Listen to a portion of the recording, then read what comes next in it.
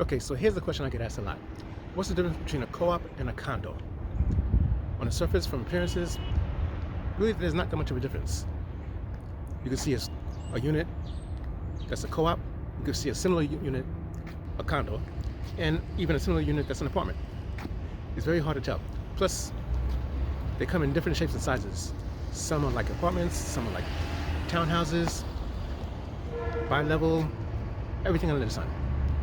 So, let's take a look at some of the differences between co-ops and condos. Now let's take a look at some of the fundamental differences between co-ops and condos. Let's start with the major difference, the type of ownership. When you purchase a condo, you purchase real property, the same as when you buy a house. This type of ownership is referred to as a fee simple, and your proof of ownership comes in the form of a deed. With a condo, you own the unit that you live in. When you buy a co-op, you don't actually buy the co-op itself, but shares in the co-op corporation. You become a shareholder of the co-op corporation and receive a proprietary lease and a stock certificate representing the number of shares you own. So a condo is considered real property and a co-op is considered personal property.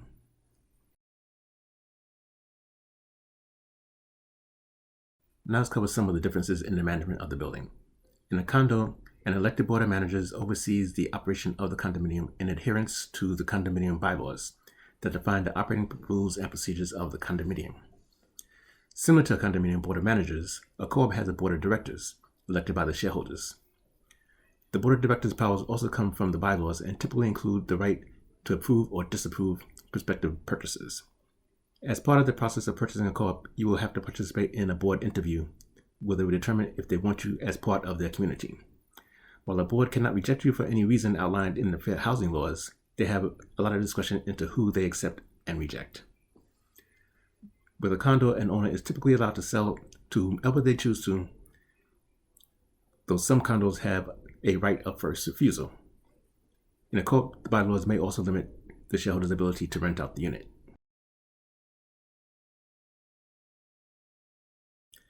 Finally, let's look at some of the financial considerations. There's a purchase price. Typically, a condo will be more expensive than a similar co-op, but as the trade-off, the monthly payments for upkeep of common areas, common charges in condos, and maintenance fees in co-ops is generally lower in condos than co-ops.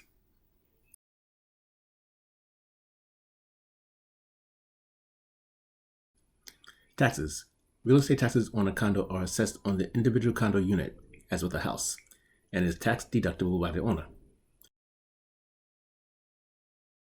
With the co-op, the real estate taxes are paid by the co-op corporation and are included in the monthly maintenance fee. But the percentage based on shares is deductible by the shareholder. Similarly, the mortgage interest for a co-op is paid by the co-op corporation and a percentage is deductible by the shareholder, while in a condo, the owner pays their own mortgage, which is tax deductible.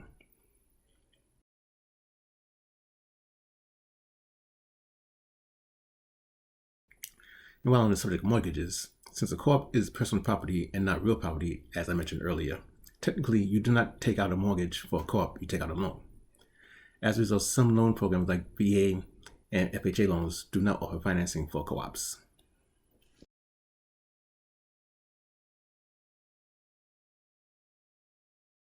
So now let's have a little bit of fun. Let's see if you could pick out which one of these units coming up is a condo, which one's a co-op. Maybe I'll even sneak in an apartment in there, right? Take a look and let me know what you think.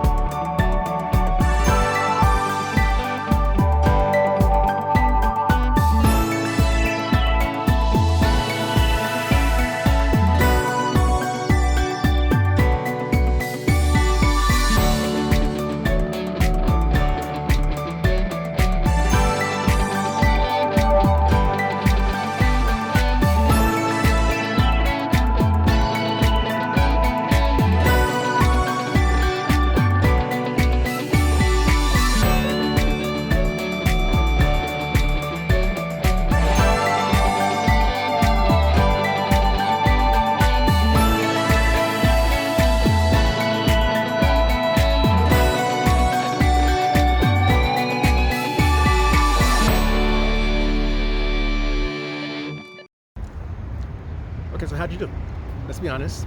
I try to make it easy so you probably got them all right. Okay, so we covered most of the major differences between co-ops and condos.